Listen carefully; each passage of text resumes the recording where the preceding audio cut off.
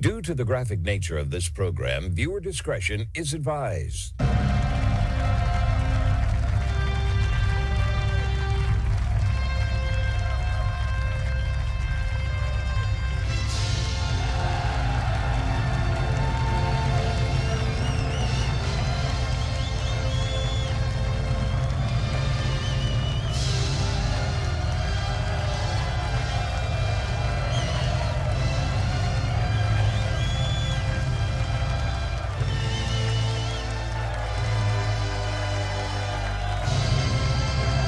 Hello, everyone, and thank you for tuning into today's broadcast. It's the Friday, August 14th, 2026 episode of the Marco Jure Show, the only show where the facts are facts and hard truths thrive. Happy Friday, everybody. Glad you're here with me today. We got lots to discuss. Everything economics today, folks. We'll delve right into it right now. Let's not waste any bit of any time. We also got some other great articles we'll mention at the end of the program. But let's jump into this first article out of Just the News that happened yesterday evening. And it says here that the White House report details a Great Transshipment Scam costing tens of billions of dollars in tariff evasion. Now, what is going on here? And it seems to be that after the imposition of tariffs on several different nations, these are nations of which President Trump has claimed we have severe trade imbalances with. Now, most of you know that I say that we have a trade imbalance is because we are importing more from that particular country than we're exporting. That's what a trade imbalance is. Doesn't mean the other country is necessarily ripping you off, as what is so touted in the mainstream media today. So there's the first problem with all that. Nonetheless, these tariffs are put on these countries. Now what they're figuring out, these particular countries which President Trump has targeted, particularly countries like China, for instance, what they are doing, and this is very clever, if you will, but what they're doing, they're making sure they get through loopholes, and they do this by allowing these foreign exporters to kind of undercut American workers, manufacturing, taxpayers through illegal transshipment. What do? What they will do, they'll route much of their goods through other of the 40 lower tariff jurisdictions to evade U.S. duties. So in other words, if a ship comes in from China, they're expected to pay an X amount percentage of a tariff on their goods in which they're importing to the country. They get around that by shipping their products to other nations, again, these 40 lower tariff jurisdictions, and they'll rebrand everything, they'll repackage, relabel, reinvoicing, do some minor processing, probably slap on a false country of origin label, which we see all the time, especially with our food, and other actions intended to really circumvent a lot of this tariff. Now, again, obviously, they're trying to get away from these tariffs, as you can imagine. But the problem that comes from this, not only are they circumventing the tariff, but when they sell inside the United States, they are already raising their prices on the retailers inside the United States. So two things are happening at the same time. Number one, they're getting around the tariff system. They're not paying the U.S. Treasury what they are owed.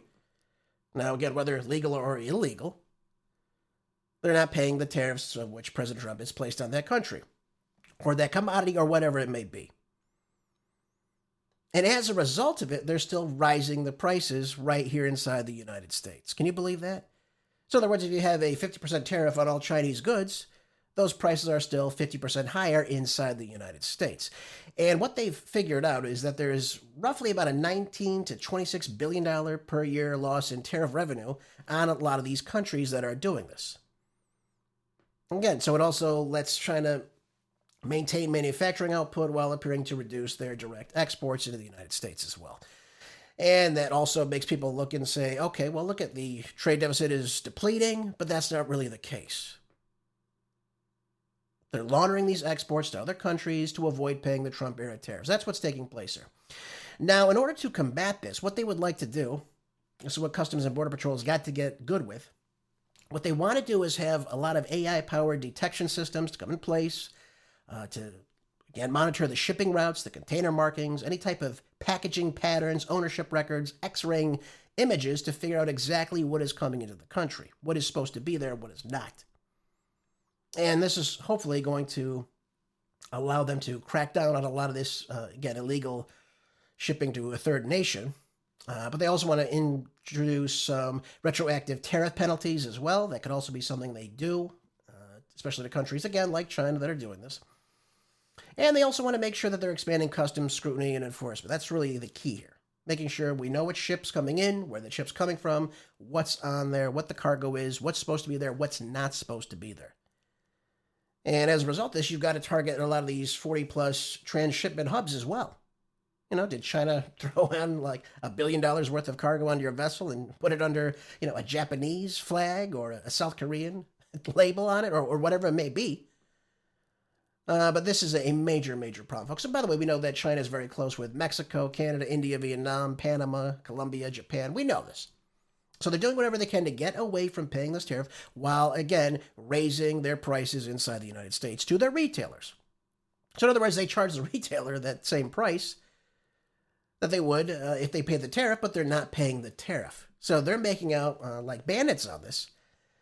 And obviously, ladies and gentlemen, it's very, very upsetting. Obviously, you could imagine losing all that income coming in from the tariffs, which again is nothing more than a tax, but it still raises the price to U.S. buyers. So you're paying more, the retailer's paying more, but China is not paying more to get that into the United States. Can you believe that? Unbelievable. So again, the middleman seems to be helping them out with this, so I'm sure there'll be a crackdown on all this, and I'm sure, again, Trump will place some retroactive tariffs on China in particular. But this is really strategic coming from the Chinese. This is something that really cannot stand if we're going to have tariffs, but we have to make sure that we are cracking down on a lot of these nations that are aiding and abetting China to allow them to do this, ladies and gentlemen. And that should not be happening as a result. So I thought you all would find that interesting, that, China's continuing to try to circumvent tariffs, still getting their goods here, goods that we want, and of course they're not paying the tariffs that are in place.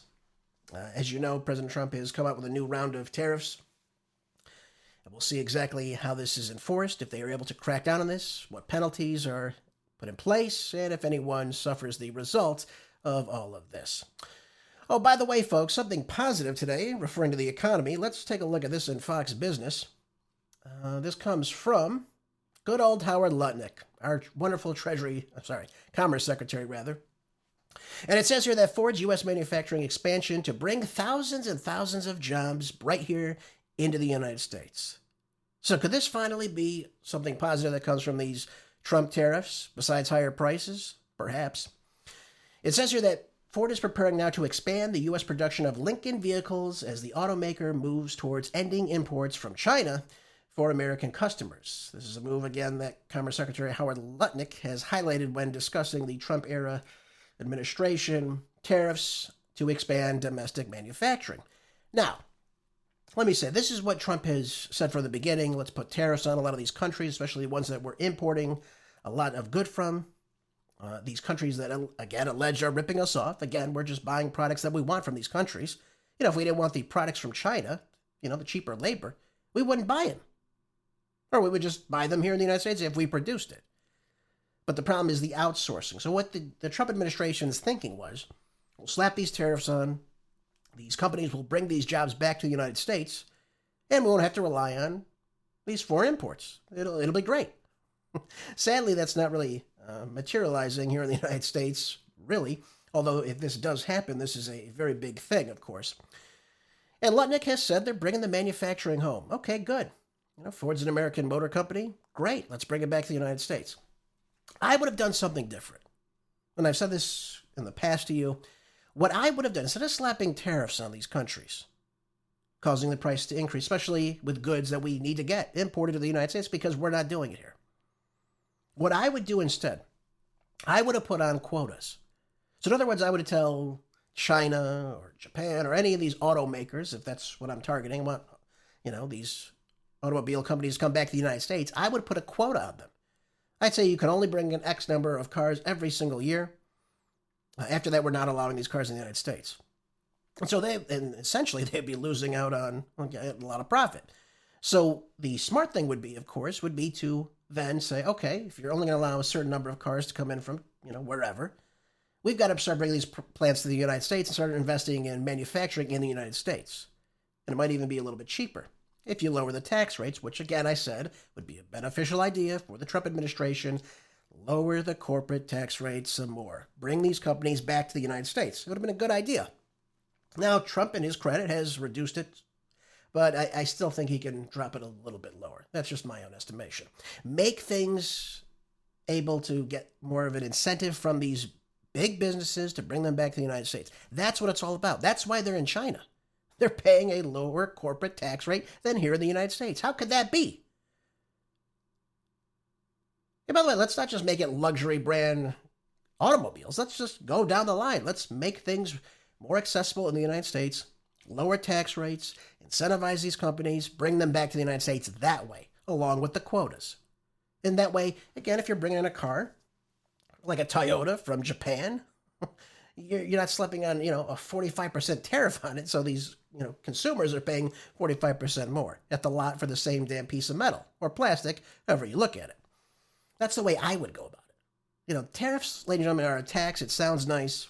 The Treasury collects more money, but so does the manufacturer itself. So even if China were to, throw in China, Japan, South Korea, whoever it is, ships a car to the United States, they're still making that profit because they're raising their price as well to adjust to the tariff, the tax.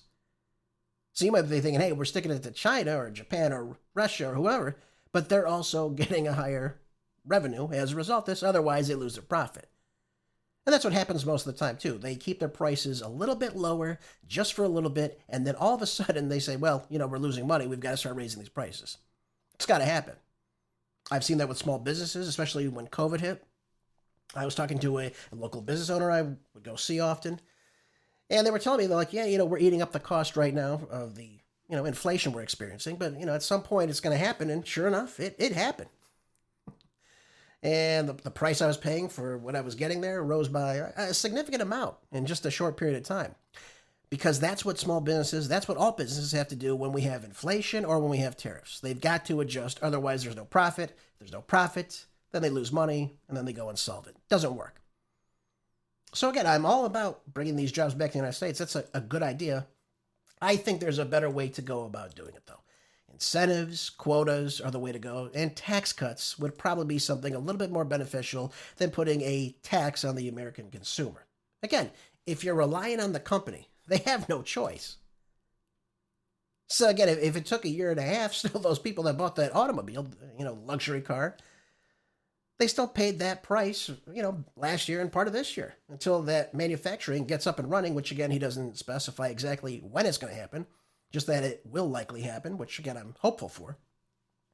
Anyways, let's listen to Howard Lutnick. Here he is talking to Larry Kudlow on Fox Business. I am invited everywhere to groundbreakings. I'm invited everywhere to construction meetings. Like tomorrow morning, I leave here tonight, and tomorrow morning I go back to Houston, Texas, where I'm meeting Tim Cook, and we're announcing a Mac Mini factory building. So we go from Toyota building here with Ford, tomorrow Apple. I mean, every day we've got, for instance, Volkswagen, Audi, more than $10 billion. Toyota, more than $10 billion. Ford, more than $10 billion. General Motors, more than $10 billion. I mean, these tariffs protecting American manufacturing jobs, building and constructing those jobs. This is where we're going. And you know what the key is? We're going to have to train young people for these high-tech jobs. And yesterday they told me they'll train 18-year-olds right out of high school, start them at $23 an hour. And by the time they turn 22, they're making $33 an hour, and then they can go up from there and get trained higher and higher. So these are really amazing tech jobs, and this is where we're going, Larry. We are going high tech in America. If this is possible, if this actually does come to fruition, if we start to get these jobs back in the United States, again, there's already a sizable amount of U.S. manufacturing footprint for Ford itself. Now, Ford has said that it has now assembled more than 2 million vehicles inside the United States in 2025 alone, employing employs approximately 56,300 hourly manufacturing workers inside the country. So that's a significant amount. If they bring thousands more, again, it's a good thing. It's a benefit to the United States. It's grown right here. It raises GDP. I like it. This is just one sector, though, of the economy that's, again, affected by these tariffs, though. And by the way, if you have Apple, or if you have Google, or if you have all these other tech companies that start bringing manufacturing back to the United States as well, I'm happy about it. I wish you would have said Apple was creating a mega plant. That would be much more, I would like that much more. You know, when you get your Apple phone, right, the smartphone that you get, you look on the back of it, says, designed in California, made in China. Let's get that designed and manufactured in the United States. Let's make that. Let's start doing that. And while we're at it, let's get some of these rare earth metals that we need for the U.S. military, for all the technology we have in the United States. Let's get that manufacturing back in the United States as well. Because that's another hurdle we must cross at some point, ladies and gentlemen, and that's causing our military to struggle as a result of being in the hands of China. I'll just put it to you that way. Now, again, Lutnick pointed out that Ford and other automakers are examples of countries increasing their focus on American manufacturing, arguing that the tariffs are helping drive investment and jobs back into the United States. Well, again, only time will tell how many thousands of jobs will be here in the United States. What this brings as far as revenue to the United States, which I imagine will be a lot. If it is the $10 billion or $11 billion, whatever amount it is, that is going to be beneficial to the United States. And again, it puts it in Americans' pockets, which again is the big takeaway, not from abroad, which I think is a great idea, by the way. So it seems we're moving forward. We're not looking at complete automation, which is good. I'm glad he didn't say that. You have to understand, folks, we do have a lot of manufacturing still in the United States. The problem is the jobs are down. We're producing more now than we ever have. The problem is we don't have the same workforce because we have a lot of automation. Right? We have, the assembly lines and what have you. Robots doing things for us now. The idea that we're still going to be hiring Americans, again, I think we need to protect these sorts of jobs, these good-paying jobs, and I think in the end that'll have a much more beneficial outlook, especially, again, which the group he targeted are the Gen Zs. The 18, 19, 20, 21, 22, 23-year-olds. These are good-paying jobs. These can build the middle class, which, again, he doesn't say here, but that's exactly what he's referring to. This can really start building the American middle class, and especially a lot of these Rust Belt states, depending on where these factories are placed. It's worthwhile. It's a good idea. Let's keep growing. Let's do this now across the board, though. Let's not just stop with a couple automakers. Let's keep building the American middle class, manufacture here in the United States, and then we become a bigger exporter, which again is something really crucial that we need to get back in check with because we haven't done it for quite some time. Hence the trade deficits we have with countries like China. We need to move away from that. Oh, by the way, I thought this was interesting too, just to offshoot from where we were talking about building cars in the United States. This comes out of Wall Street. And it says here that loan and lease balances are outstanding for a new and used vehicles rose by $28 billion in quarter two, up from quarter one by $58 billion year over year, a 3.5% increase. So when we talk about where we are with these cars, and of course, auto loan balances rising over the years, especially, it's becoming more and more expensive. They're bigger, they're fancier. The technology in them, the chips that are required in them, more advanced vehicles, you name it, it all raises the price. So if we can build in the United States, and it could be cheaper, obviously, and of course, you're doing things to reduce the cost of the production itself, again, that's something a little bit more beneficial because we're seeing these prices of new cars, both new and used, rising right here in the United States. We've got to make sure we're bringing down the cost, folks, so these cars become, again, more affordable to the American people. So I just wanted to share that with you as well because that is happening. That is something important we have to look at. When we look at the average amount financed for a new vehicle, loans are soaring now to $42,500. And again, as automakers continue to go upscale what they're producing worldwide. U.S. legacy automakers and their infinite Wall Street-inspired wisdom killed off most of their sedan models even before the pandemic and handed the lower-priced market segment to foreign brands. So you're looking at luxury crew cab, pickup trucks, for instance, with a $100,000 sticker on them. That's what Ford wants to sell now. So this ties right into what Howard Lutnick just said, bring the jobs back to the United States. Produce in the United States, bring down the sticker prices, bring down the production cost as well. And let's see if we can, again, build in the United States, but also get these good-paying jobs here. Hopefully it'll become much cheaper. And again, you can't slap these tariffs on these cars as well. So it's a worthwhile venture, folks. We have to bring down the price of new vehicles. They're completely, again, just getting out of control as time goes on. You look at some of these sticker prices, you're like, how can anyone make this? You can't do it sometimes. You're looking at a brand new car. It's, more than what you're making per year. I mean, it's just insane, the price of cars continuing to go up. And by the way, what else is going up, folks? Let's switch the gears and go over to prices just in general for just a moment. This comes out of Quartz. It says here that wholesale inflation is now up 4.7% over the past year. Year over year, we're now paying 4.7% more than we were last year in 2025. Again, this is according to the Bureau of Labor Statistics. And it says here that the producer price index for the final demand was unchanged in July. The Bureau has come out and stated that as a drop in goods prices offset a modest rise in services as of late, it still didn't change the year over year. So we're looking at goods pricing falling some 0.7% for the month of July. I'm going to tell you why that's not going to stick for much longer, unfortunately. But again, it's driven by a 3.1% decline in the energy costs. Okay. This including a 5.7% slide in gasoline prices. Food prices dropped 0.9%. Servicing prices rose by 0.2%. Led by a 6.5% surge in the portfolio management index, and construction prices advanced 2.2%. So we're looking at two different things here. We're seeing the energy cost going down, which is bringing down the wholesale inflation. We know that, again, oil prices drive up the price of goods. That just has to happen because if it costs more, ladies and gentlemen, to get that product to where it needs to go, when it gets to the final destination, that has got to cost more because you got to pay more to ship it. It's just basic economics. And so when we see things like President Trump coming out and suggesting that we're, having this memorandum of understanding, or for instance, if we're going to have a new deal with the Iranians and we're going to open up the Strait of Hormuz, or we now control the Strait of Hormuz, investors listen to that and they make decisions based on that. They adjust cost based on that. Remember, it's all rhetoric, though. That's the problem. Because in just a little bit, you're going to see how oil prices are continuing to rise in the United States, and I can bet you they will continue to rise from here on out. Again, as long as this war goes on with Iran. Now, excluding food and energy, core producer price index rose some 0.2% in July. Again, this is according to CNBC. That came in below a 0.3% consensus estimate as well.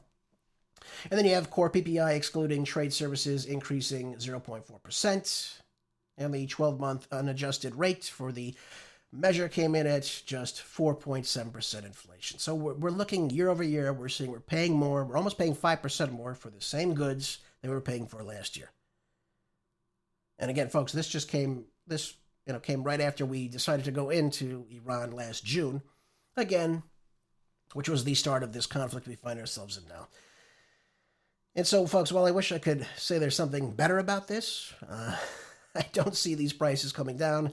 Again, when you listen to people like Chris Wright, who I call him Chris Wrong, the energy secretary, coming out and saying that the Strait of Hormuz is open and traffic is upticking now. No, it's not. It's not upticking at all.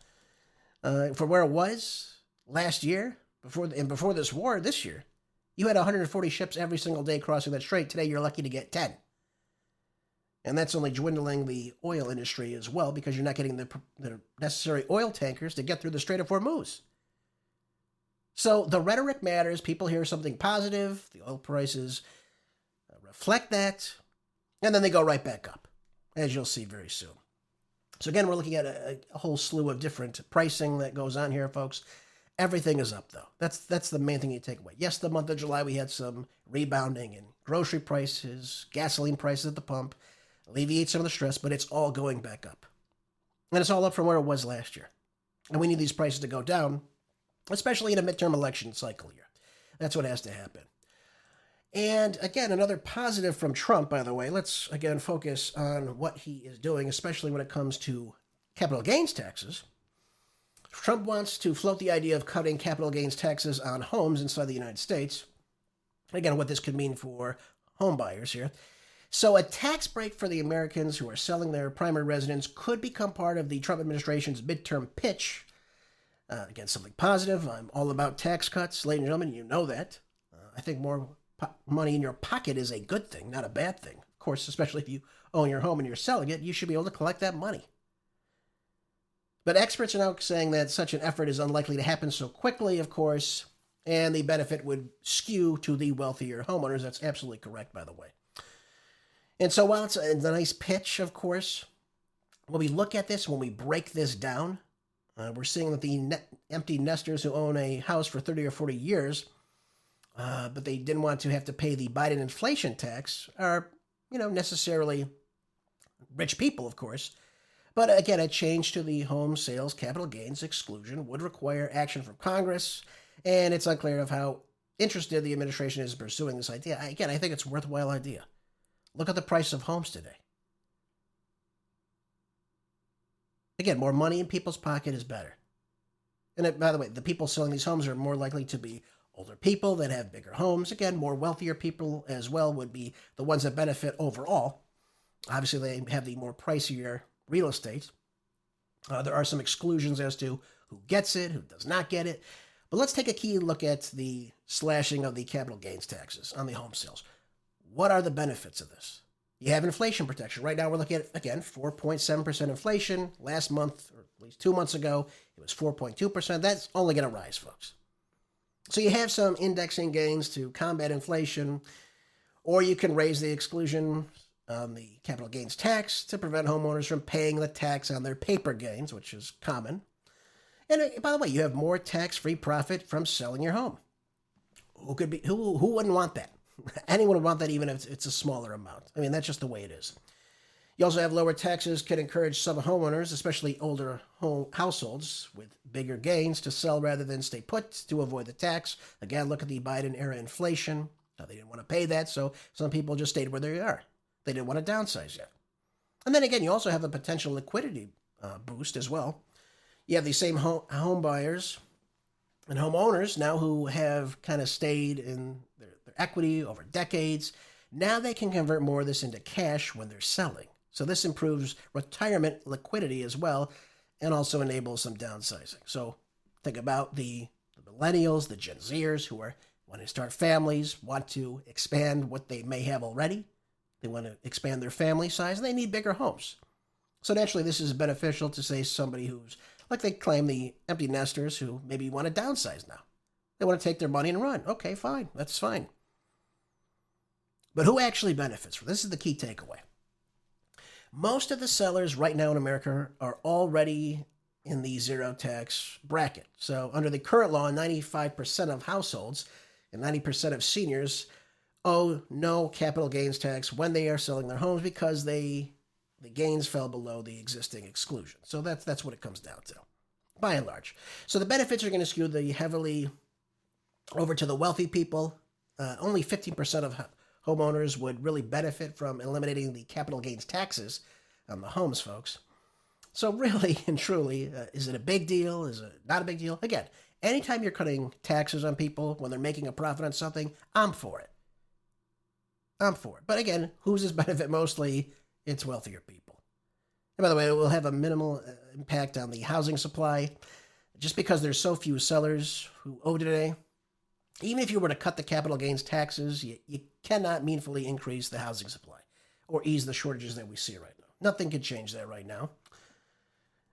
But the one thing we could do, of course, is to build more housing, which would be beneficial. I've always said this. We should be working on building housing or, again, removing some of the people that don't belong in the country. I've said this to you before. We have about 100 million people that do not belong in this country, folks, and they are taking up a huge swath of the housing in this nation. You take out 30% of the people that don't belong here, you see the price of housing continue to drop, of course, but also you open up a lot more in the real estate industry. Hopefully make it more competitive as you go on. All right, so again, maybe something positive with that. Maybe some people get a little bit more coin in their pocket. I'm all for it. Let's take a look, ladies and gentlemen, now at the stock market. Let's not waste any bit of any time here. All right, let's take a look at the top marginal stocks today. Everything's in the red, just barely. We got the Dow Jones trading at $53,690.01 right now, down 0.26%. S&P 500, $7,779.92 a share, down 0.24%. And the NASDAQ is trading at $26,670.96 per share right now, down 0.47% today. Yeah. And folks, since we're talking about this right now, we have some market indicators right now. Of course, there's still a slight decline, again, as you just heard. A lot of it comes from the slight fluctuations from the 10-year Treasury yields, of course, with recent easing supporting equities. We're seeing the U.S. dollar, again, slight decline in that, favoring risk assets as well. But really, you have a lot of the technology, the AI-related sectors that are really driving up the top marginal stocks right now. Industrials, financials are showing some relative weakness right now. But you're seeing a little bit of a strong momentum coming in with these stocks from the tech and the AI stocks. That's what's happening right now. So that's what it comes down to, folks. Again, I told you the government's bullish on, again, a lot of what is going on with the tech industry and the tech sector. And when you have the government bullish on it, again, investors become bullish on it as well. The problem is valuations and, of course, profit margins that come from it. And if not, as I told you, we are in a AI bubble that is ready to bust should that continue on. Let's look at cryptocurrency right now. Bitcoin is trading at $63,081.08 a share today, down 0.42% today. Ether is trading at $1,883.30 a share, down 0.14%. Yep. Let's take a look at our tech stocks, folks. Amazon today down 0.69%, trading at $263.29 a share. Apple, good old Tim Cook, who's got that little mini manufacturing coming up soon, trading right now at $305.36 a share, up 0.033% today, just barely today. NVIDIA, one of the big ones always, down just a little bit today, 0.051%, trading at $225.19 a share. Advanced Micro Devices in the green today, up 4.15%, looking good, trading at $503.04 a share today. Microsoft, good old Billy Gates of hell's old company, trading at $496, and 26 cents a share, down 0.12% today. Looking over at Meta Platforms, it is good old buddy Mark Zuckerberg, trading at $592.23 a share, down 0.46% today. And then we go over to Alphabet, Google, you name it, trading at $345.26 a share, down 0.32%. Dell Technologies in the red today, down 0.69%, trading at $491.12 right now. Looking over at Micron, looking very positive, up 1.65%, trading at $965.47 a share. Broadcom in the red, unfortunately, down 5.89%, taking a little bit of a hit today, trading at $393.21 a share. But Elon Musk's Tesla, ladies and gentlemen, just down slightly, down 0.31%, trading at $338.90 a share. And finally, Larry Ellison's Oracle. How we doing on Oracle? Trading at $152.15 a share, down 2.61%. Good thing he's got all those mergers and acquisitions, folks, doesn't it? It's good for him, huh? Anyways, let's take a look at what's going on here. We have, again, the AI and data center boom that's happening right now. So NVIDIA remains the AI infrastructure leader. We've got services and cloud growth, of course, coming from Apple. Looking over at Amazon as well. So we're seeing a little bit of a resurgence and rebounding with those two stocks as well. Valuation discipline. So we have Alphabet and Apple now have seen outsized 5-year gains. Alphabet's recent 1-year dip reflects AI-related valuation concerns. This is what I've been talking to you about. While these stocks are up, and I'm not denying that they're up, they are up. You've got to look at, again, the year over year, but you also have to look at where the valuation of these companies is. Where is the profit coming from all this investment in AI? If there is no profit, what have you spent your money on, folks? You're going to start pulling that money out pretty quickly if you're not going to start making money on your investments. That's part of the problem. We have some stagflation risks as well. Export controls are weighing in on growth expectations, especially for the AI-heavy stocks. And you have Meta's 1-year decline contrast with its 5-year gains, signaling some investor caution on its AI metasphere strategy that's happening right now. So again, folks, you got some ups, you got some downs. Again, I told you before that bubble's getting bigger, and at some point it's got to bust, folks. Just has to do it. Let's move over to gold, ladies and gentlemen. Let's look at our precious metals. Very good week for the precious metals, by the way. Coming out of CNBC, gold is now trading at $4,442.90, up 0.50% today. Silver also on the green, trading at $65.13 a share, up 0.21%. Copper trading at $6.61 a share, up 0.10%. Platinum trading at $1,759.30 a share, up 1.55% today. Palladium just barely down, just barely. Trading at $1,325.50 a share right now, down 0.03%. Barely moved, barely unchanged today. So what's going on? Why are the precious metals looking so damn good? Well, again, we're seeing all four metals here basically trading a little bit below their all-time highs. That's happened. We saw, what was gold just a little while ago? And it's near a record high. It was $5,500, almost $5,600 in January of this year. So what's going on here? We're seeing a change now because of the record central banking buying that's going on of gold, especially all around the world. Central banks are continuing to buy up gold. So it's certainly in demand. You see the de-dollarization trends that are happening, but gold always stays as a safe haven demand. It has to. It has to, especially during geopolitical tensions. The U.S.-Iran war, ladies and gentlemen, of course, you're going to see some recent declines suggesting some pullback from the peak, of course, but I expect it to continue to go up. I do. That's just me saying it to you. That's what I've read. That's the trend that is existing right now. Everyone expects it to continue to go up and go up significantly. So there you go. Again, you got silver driven by some short squeezes right now, supply deficits, obviously the demand for solar panel and AI data center industries as well. So you're seeing gold again in quite a bit of demand. Platinum, again, supported by the supply constraints, some lease market squeezes right now. Also, a new Chinese investment demand is platinum right now. Palladium, we're seeing the Russia-Ukraine supply fears and periodic industry demand that's taking place right now. So palladium is, again, shifting back and forth. So obviously trading below their all-time highs, of course, folks. But again, there's still some strong uptrends that are happening, especially from the 2025-2026 peaks. Gold and palladium are still showing pullbacks from the record level highs. Again, it's all going to go up, folks. It has to go up. It has to. Especially with the way the market's going. Price of oil, again, continuing to go up, ladies and gentlemen. So again, it has to follow suit, right? That's why you're seeing a lot of the rebounding in the gold.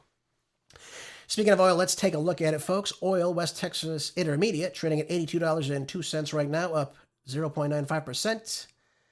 Brent crude now trading at $88.09, up 1.17%. Yep. Obviously. Looking at Murbain crude, ladies and gentlemen, trading at $74.79 right now, up 0.27% today. Dubai crude, let's take a look at that. Trading at $74.47, up 1.39%.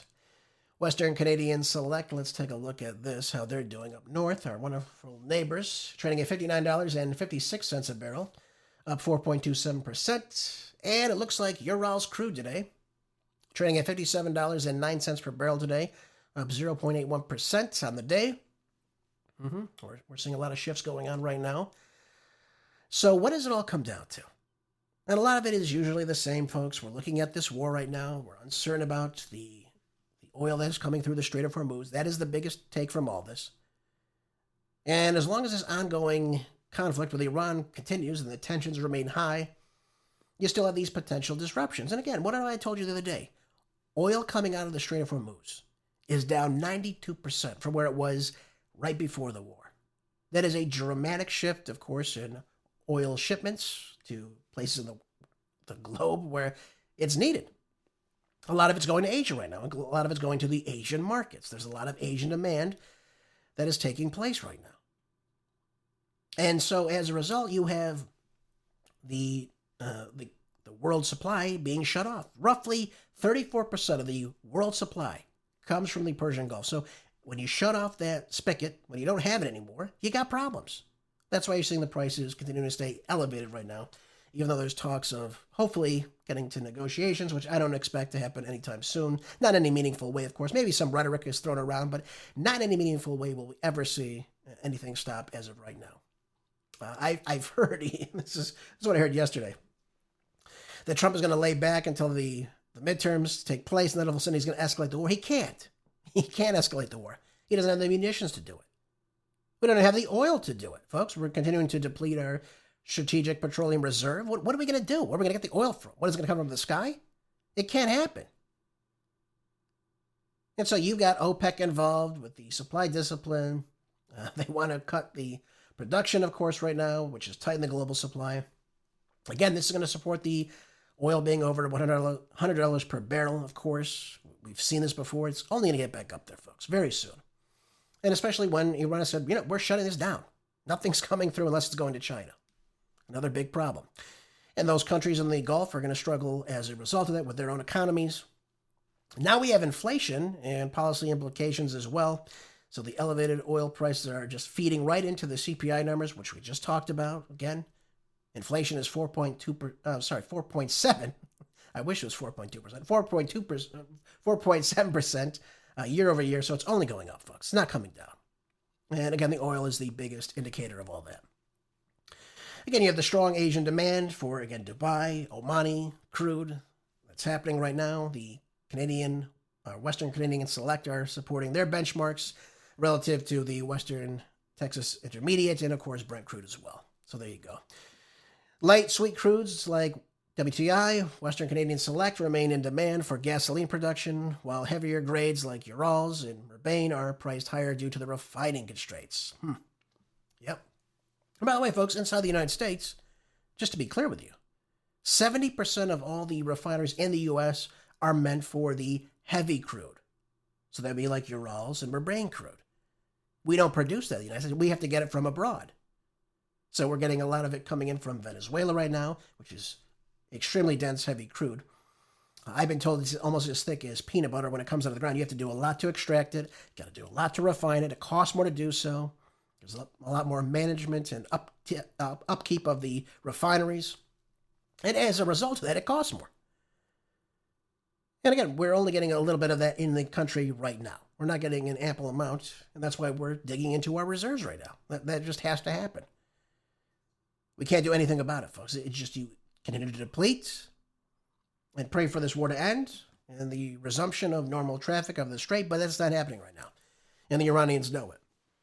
So really with the Iranians, it's a waiting game right now. And while I wish I had something better to tell you on that front, let me go over to this article in CNBC. Let's just, again, come over to this side of the aisle. Friday's upward moves follow Secretary Bessent's, good old Soros Bessent's, warnings in an interview with Newsmax of measures to put on more economic isolation of Iran, of which we have never, ever seen before. Now, ladies and gentlemen, do you think that this is something positive right now at a time when we have inflation rising, when we have oil supply chain disruptions, to put on more sanctions on Iran that is controlling a lot of what is going on? And by the way, folks, it's not just the oil. What about the liquefied natural gas? What about the aluminum? What about the helium for semiconductors, for this AI revolution we find ourselves in? What about the urea and the sulfuric acid that comes out of the region and the other commodities that have been completely shut off from the rest of the world? It's not just about oil. There's other things that come out of the Persian Gulf that make the entire global economy run, and it's not happening. We're continuing to choke that off. Anyways, here is Scott Bessent, again, I guess, putting out this idle threat again to the Iranians. Take a listen. From epic fury to economic fury. And at the president's orders, we have raised the level even again. And watch this space for more announcements coming next week, because we are going to apply measures like have never been seen in the history of economic isolation on a country. Again, I don't understand this position. I got to be honest with you. We're going to put on something like we've never seen. We heard this about bombing them too, didn't we? President Trump came out and constantly said, oh, we're going to go start bombing them again, like they'd never seen before. And of course, we didn't do anything, thank God. But these are the types of threats that are coming from the White House. They're not talks about coming together or negotiating or relieving sanctions or working with the Iranians to open up the Strait. None of that. It's, okay, you've closed down the strait because we can't defeat you militarily. So now what we're going to do is we're going to put more sanctions on you. And this comes right at the time when the Iranians are now involved in the banking system of the BRICS nations. Iran was already a BRICS member, but now they're going to be involved more heavily in the exact banking system. Their economy is now merged with that of BRICS, which, by the way, BRICS controls a huge swath, more than the United States, by the way, of the global economy, right? The global money. So are we going to just totally shut off Iran? And by the way, if we shut off this from Iran, we're affecting China. Is China going to allow this to happen? That's another thing you have to ask yourself. Sanctions on Iran greatly affect the oil coming into China. So really what happens is you're punishing Russia and China as a result of this. But folks, we are beholden to China because we get all of our rare earth minerals from them. So what are we going to do if we can't get our rare earths from them? We don't have these magnets to go inside of our weaponry, our munitions, our technology. What do we do then? They've already said they're not going to be giving us the specific rare earths that go into our military defense capabilities, which is another major problem. We have a foreign nation basically saying, we're not giving this to you, and we don't refine it, so what are we going to do? They're not even going to give it to us for civilian purposes, for average technology or what have you.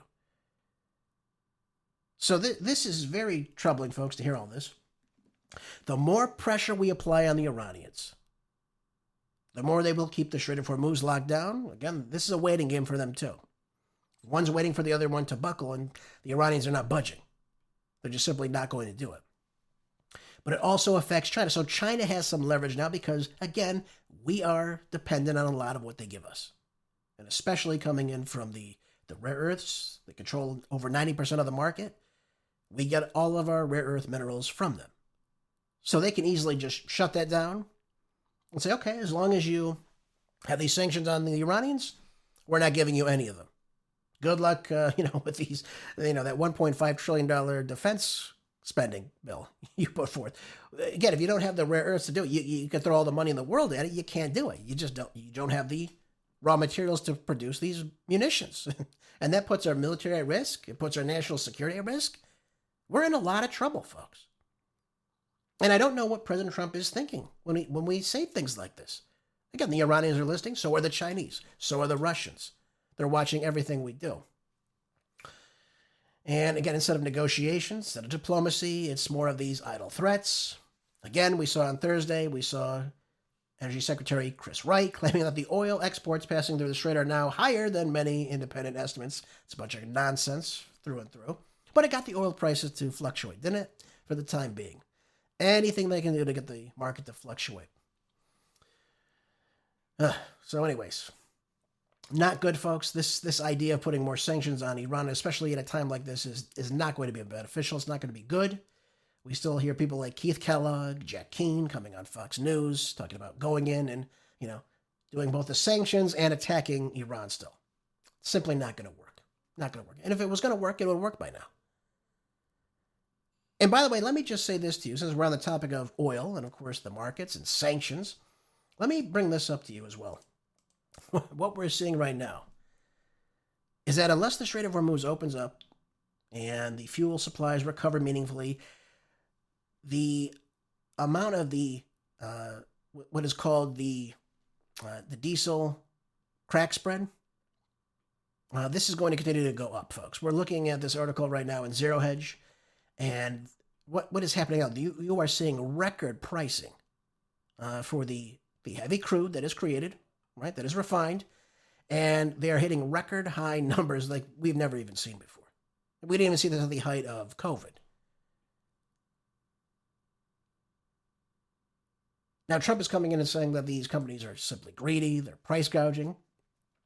When you have a supply chain problem, all right, and again, it depends on how long this goes on for, the numbers are only going to go up for.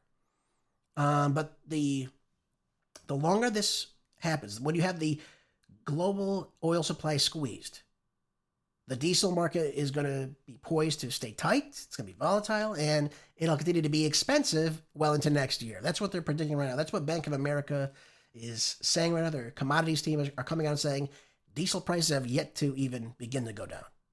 And they're not going down. So we could see Brent crude drop. That's fine. That's fine. We could see West Texas Intermediate. Those are all sweet crude. What about the heavy crude in the United States? This is part of the problem. And again, this is what is causing the uptick in prices in the country right now. And right now, the diesel prices are continuing to rise. They're well over $5 per gallon at the pump. Those numbers are only going to continue to escalate so long as the oil supply shock continues on. So we've got to be mindful about this, folks. This is all very, very important. But the people that own these refineries, they get the oil, they're making record profits. And again, they have to, because again, it comes down to supply and demand. The world supply has been shut off. We're not producing like we ought. And as a result of it, they're getting record high profits because that's the way it works. And so for Trump to come out and say, I'm really upset that the price of oil is too high, again, it is ridiculous. It's ridiculous. We're causing this to happen. We're shutting off the supply to make that happen. And it doesn't need to happen, folks, unfortunately. All right, folks, let's move on. Let's talk about something else today. Let's talk about the California problem of the left. This comes out of Politico. And by the way, we saw this week in Wisconsin, the progressives hit a little bit of a wall, right? Francesca Hong, she didn't make it. She almost made it, just came close. Just came close. Didn't make it happen, though. And Senator Bernie Sanders has kind of come out and said, this is what we're doing. We're pushing for all these progressive issues, of course. But California itself is facing its own set of issues right now. And a lot of it has to do with this November ballot measure to tax the billionaires of the state of California.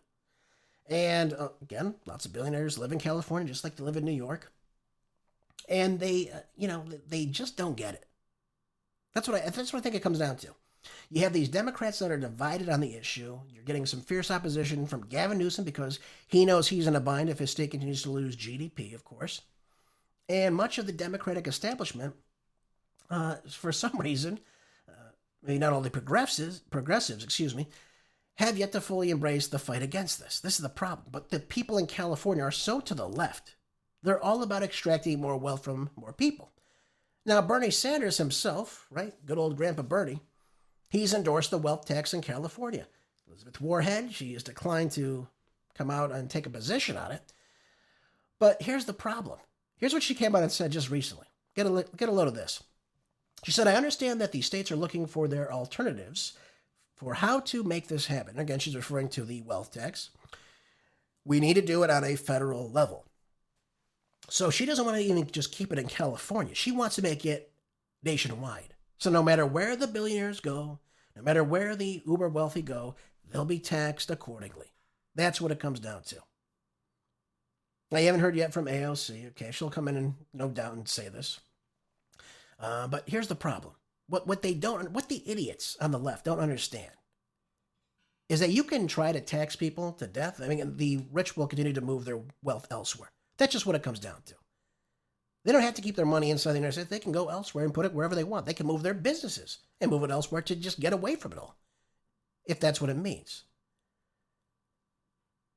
But I want to play you something. This is Dr. Thomas Sowell, an economist, a great professor, by the way, who I hold in great regard, by the way, just so you all understand this.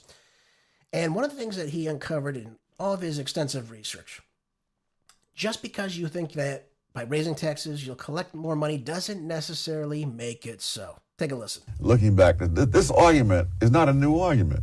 This argument was made in the 1920s. People were saying the same thing on both sides they're saying right now. The difference is that 75 years have elapsed, and there have been 4 administrations of both parties that have reduced high income tax rates. Every single time. Name them. The Coolidge, Kennedy, Reagan, and George W. Bush. Right. Every single time, the reduction in the tax rates has led to an increase in tax revenue. So I hear people on television saying how the government can't afford to give this tax cuts to the rich. They're not giving anything to anybody.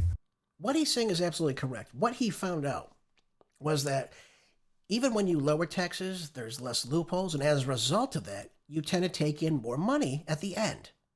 Because, again, what people will do, and this was true of when Kennedy was president before he lowered the top marginal tax rate, which I believe was 91% at the time, which is absurd. But what they found was that no one paid it. So it was 91%, but nobody paid it. Why? Because of the loopholes that exist. So they ended up making more money for themselves and keeping more. Versus if the tax rates were lower, they have less loopholes to get around it. So the government itself, even when you start lowering taxes, you take in more money.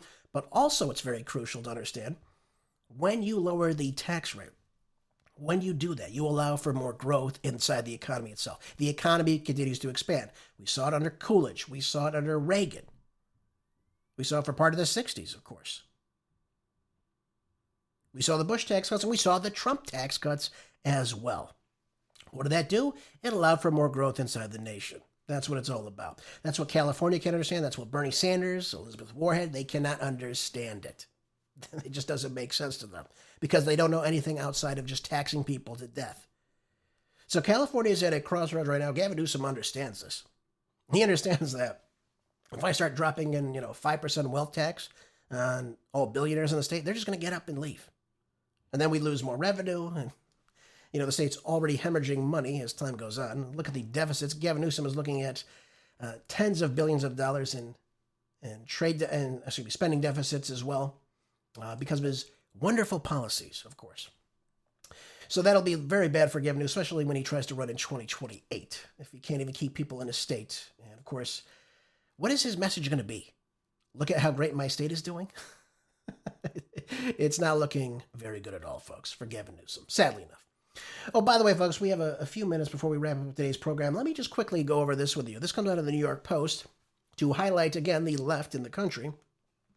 And Zoran Mamdani is at odds now with the teachers' unions in New York City, of course. And the United Federation president, Michael Mulgrew, took aim at the New York City, particularly, reading program after the embarrassing showing by students in grades 3 to 5 on their state English language arts exam. And what did it show, folks? What did it show inside these testing? Something I'm very familiar with, by the way. The city public schools students in grades 3 to 8 saw a 6% drop in their ELA scores from last year, with just over half overall being reading proficient in terms of the ranking. And this is, by the way, ladies and gentlemen, this isn't funny, of course, but this comes down to a couple things. And as someone who taught education for over a decade, I can tell you I saw this firsthand. A lot of kids do not take these tests seriously at all because a lot of kids don't take learning seriously at all. And the reason a lot of kids don't take it seriously at all, there's other factors involved as well. But if you don't value what you're doing, if there's no incentive for you to try harder, and I say this to you because what they do in New York State, what they do in California, where I taught, they simply just pass you ahead. So if you were to fail, you bomb every class, they just pass you ahead. They just push you along. So it doesn't matter. You could fail everything. You can get 100 everything. You're still going to the next grade. Doesn't really matter to you. It can come down to parental support. Maybe your parents don't care either. So, you can fail. They don't care. You don't care. Makes sense. So we have to do things on several different fronts. And again, I think the technology is another big problem with this. A lot of kids use it to make things easier to find information versus reading themselves or searching. A lot of kids will just print up information off the internet about an assignment versus reading the assignment, understanding it, comprehending it. And it just leads to more problems down the road because they're not getting that basic fundamentals. And again, as I say to you, you have to value education. Now, it doesn't help either if you're bringing a lot of kids from the third world into New York City, giving them so-called free public education when they can't keep up with the criteria and they're in class with other students that can. So you lower the standards for everybody, which again is another major problem. Yep, I've seen it happen, ladies and gentlemen, time and time again, unfortunately. We got to bring up those ELA scores and the math scores in this country. I have to go, folks. Another week is over. Have a great weekend. Thank you again for being here. Folks, make sure you're always staying prepped. Enjoy the rest of your day. Until next time, be good, stay busy. God bless.